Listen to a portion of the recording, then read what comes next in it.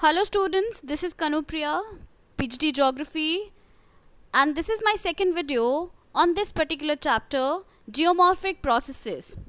This is the chapter 6 of book 1, Fundamentals of Physical Geography. In my previous video, we had studied about geomorphic processes, in which we had studied about exogenic processes and endogenic processes. In endogenic processes, we had studied about diastrophism and volcanism.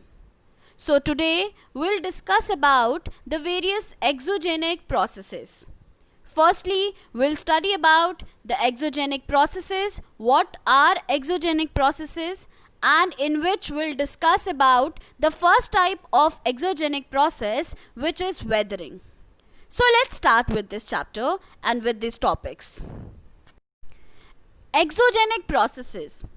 As I have already told you that exogenic processes are possible on the planet Earth because of the exogenic forces which originates from the Earth's atmosphere.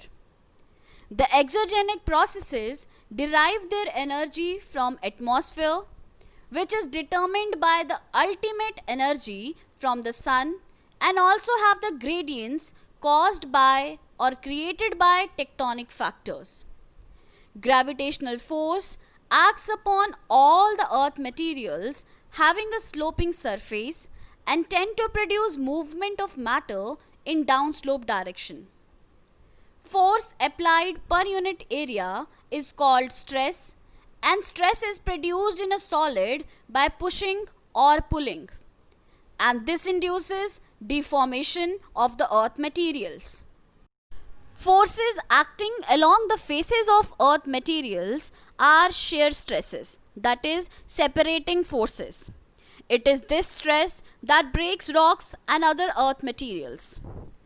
Besides the gravitational stress, earth materials become subjected to molecular stresses that may be caused by a number of factors, amongst which temperature changes, crystallization, and melting are the most common.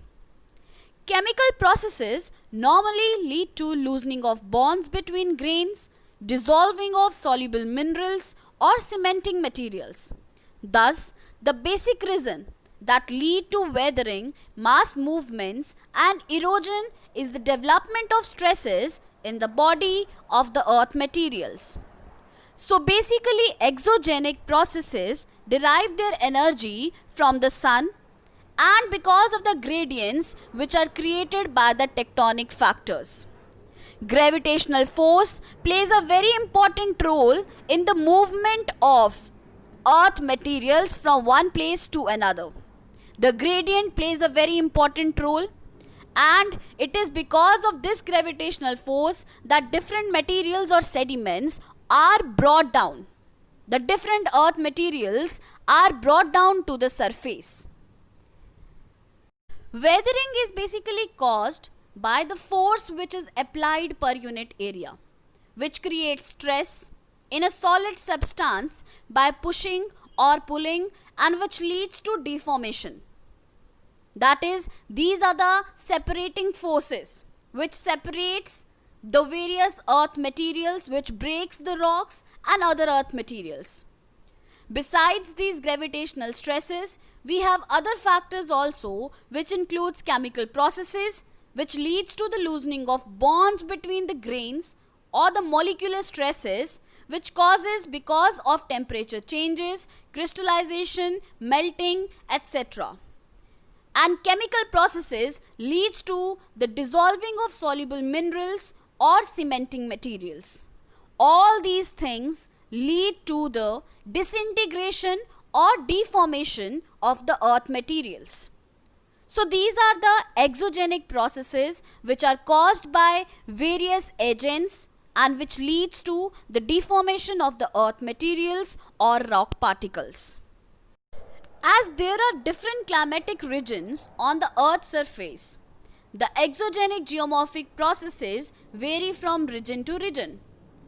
Temperature and precipitation are the two important climatic elements that control various processes. All the exogenic geomorphic processes are covered under a general term denudation. The word denude means to strip off or to uncover. Weathering, mass wasting or mass movement, erosion, transportation, all are included in denudation.